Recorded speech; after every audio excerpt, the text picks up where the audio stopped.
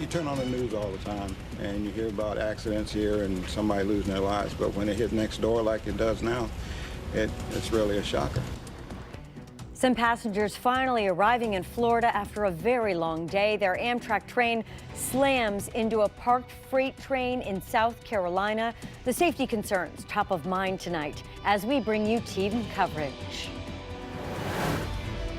Plus, the city of brotherly love crying tears of joy tonight. The Philadelphia Eagles winning their first Super Bowl ever. This is a live look of downtown Philly where the celebration will go late into the night. And police have an eventful night ahead. Now, ABC 7 News at 11 on your side. First, though, tonight at 11, that deadly crash in South Carolina. An Amtrak passenger train slams into a freight train parked on the tracks. 2 Amtrak crew members were killed in that crash. The mangled cars, fuel spilling out, more than 100 people injured. The crash raising questions about train safety. Tonight, Tim Pulliam at the scene of the crash, and David Curley starts off our team coverage tonight.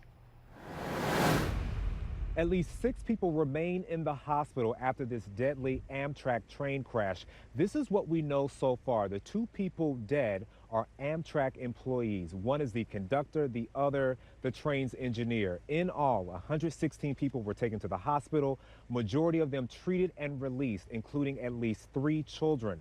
The train was traveling from New York headed to Miami. Around 2:30 in the morning, the train veered off the main track and slammed into a freight train parked on a side track.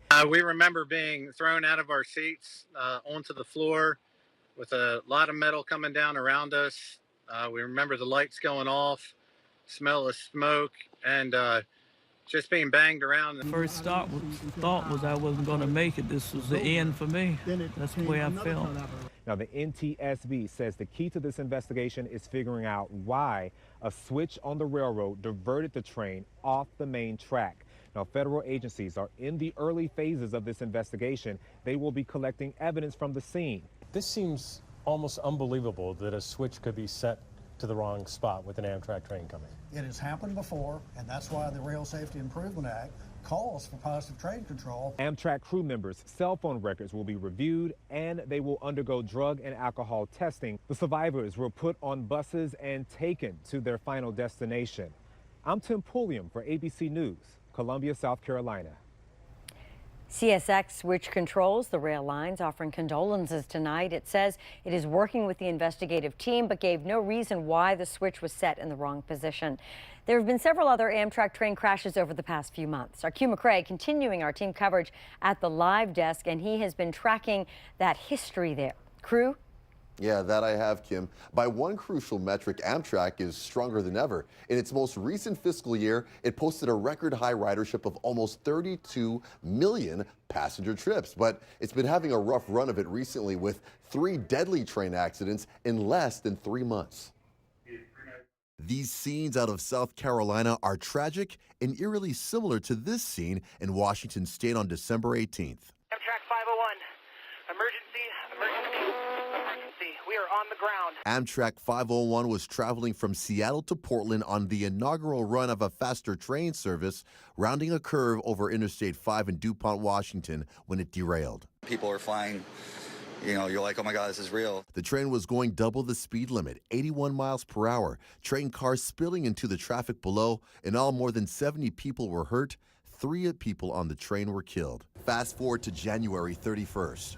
Engine 151, engine 58, squad 505, rescue 501, car 508 for a train versus truck. Trash and debris littered the area around the tracks just outside of Charlottesville, Virginia. To have that type of impact at 70 miles an hour without any braking, it was quite a shock. Dozens of Republican lawmakers were on board this chartered Amtrak train when it slammed into a trash truck near a crossing. 1 person died, 5 were hurt. Just like Virginia and Washington State, the train in South Carolina also derailed. The death toll there, 2. Passengers injured, more than 100. The federal investigations into those 2 earlier crashes continue tonight. From the live desk, I'm Q McCrae. ABC 7 News. All right, Q, thanks for looking into all of them. South Carolina Congressman Joe Wilson was on the train that crashed Wednesday. After going to the scene of today's crash, Wilson said he felt like he was reliving the accident.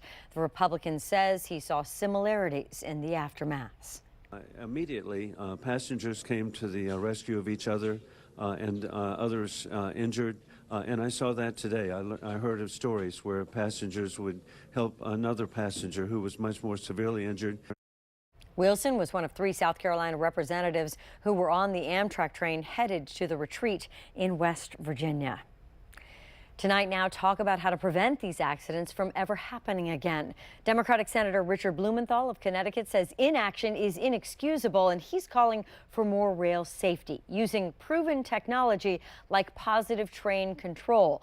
That is a computer system that's supposed to help avoid excessive speeds in dangerous situations. For the very latest developments on this Amtrak crash, download the free ABC 7 News app on your smartphone or tablet. Breaking right now, a serious crash in Laytonsville. This is a live look. It's happening on Sundown Road. As you can see, the road is blocked there. Police say a pole and wires came down onto a car. At one point, one person was trapped inside. Officials say the crash happened because of icy conditions, so be careful. Stay with ABC 7 for updates tonight.